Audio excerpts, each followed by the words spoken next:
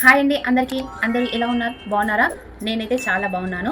ఈరోజైతే శ్రీరామనవమి. ముందుగా అయితే అందరికీ శ్రీరామనవమి శుభాకాంక్షలు. ఈరోజు వీడియో ఏంటంటే, నేను మా అమ్మ వాళ్ళ ఇంటికి వెళ్తున్నా. మా ఇంట్లో చిన్నగా ఒక పూజ వీడియో తీశాను. అది రోజు మా అమ్మ వాళ్ళు ఉగాది సెలబ్రేషన్ చేసుకుంటున్నారు. ఎందుకంటే మా ఇంట్లో ఉగాది ఫెస్టివల్ వీడియో పెట్టినప్పుడు మీకు చెప్పాను, మా అమ్మ వాళ్ళకి పురుడు రావడం వల్ల నేను అక్కడికి వెళ్ళట్లేదు అని. సో మా మమ్మీ వాళ్ళు ఈరోజు ఉగాది పండుగ సెలబ్రేట్ చేసుకుంటున్నారు. మమ్మల్ని రమ్మన్నారు. సో అక్కడికైతే వెళ్తున్నాము. మా అమ్మ వాళ్ళ ఇంట్లో ఉగాది ఫెస్టివల్ని నేను షూట్ చేద్దాం అనుకుంటున్నా.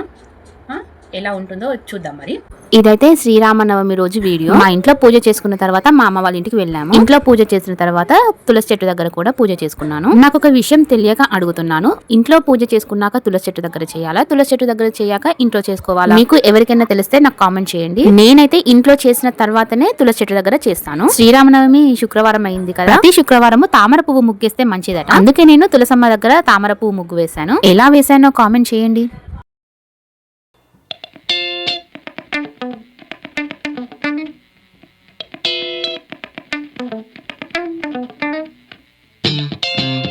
ఈ మధ్య తులసి చెట్టు ఊకే నిద్రపోతుంది అని మొన్న ఒక వీడియోలో చెప్పాను కదా. ఈసారి అయితే తులసి చెట్టు ఎన్నుకున్నట్టే తులసి చెట్టు దగ్గర పూజ చేసుకున్న తర్వాత ఇక మా అమ్మ వాళ్ళ ఇంటికి బయలుదేరాము. కెమెరాలో కనబడుతూ మాట్లాడడం ఫస్ట్ టైం. ఏం మాట్లాడాలి, ఎలా మాట్లాడాలి అని కొంచెం కష్టమే అనిపించింది. కానీ ఏదో అలా ట్రై చేశాను. డైరెక్ట్ గా కనబడి మాట్లాడతాను వీడియోలల్లా అని నేను ఎప్పుడు అనుకోలేదు. కానీ కొన్ని పనులు స్టార్ట్ చేసినప్పుడు అన్నీ చేయాలి కదా, తప్పదు. అందుకే అప్పుడప్పుడు కనిపిస్తాను.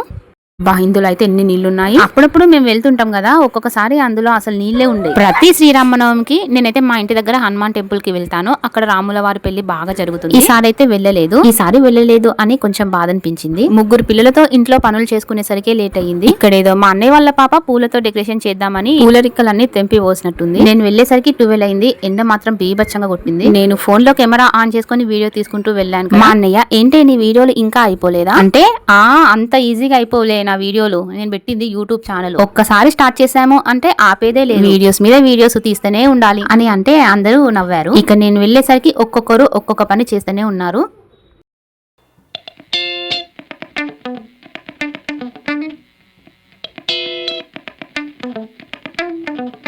ఇక్కడ మా డాడీ అయితే అన్నంతో లడ్డూలు చేస్తున్నాడు. దాన్ని పడన్నం అంటాం. ఇలా చేసి దేవుని దగ్గర నైవేద్యంగా పెడతారు ఉగాది రోజు. ఇక నేను వెళ్ళాక ఏదో అలా చిన్నగా ఉడత సాయం లాగా మామిడికాయ పులిహోర కల్పవే అంటే కలిపి పెట్టాను. వీళ్ళ పూజ అయ్యేసరికి 2:30 అయ్యింది.